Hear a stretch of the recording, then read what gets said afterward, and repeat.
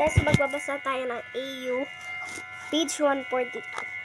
Story Awake, Agatha. Crush. Sagot ko. At saka, walang pagdadalawang isip na itinapon ang mga yon sa trash bin kasama ang diary. Ngumiti at lumingon kay Trent.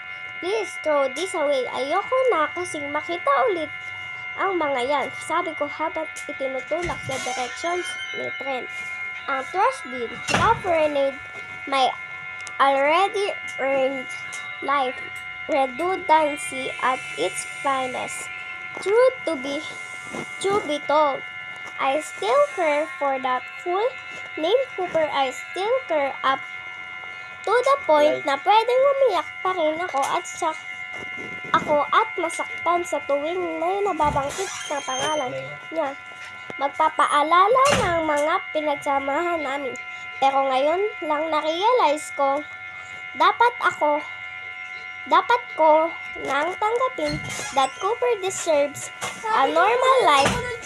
I deserve a life away from pain.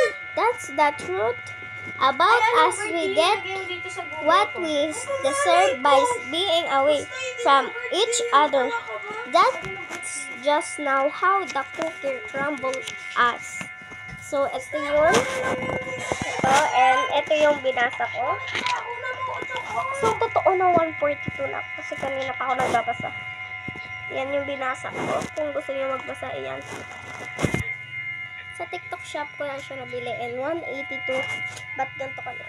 Pero yung gusto ko yung fake chat, yung messages. Cause, gusto ko, bakit ba? Ganon kasi yung totoong EU. Yun lang, bye!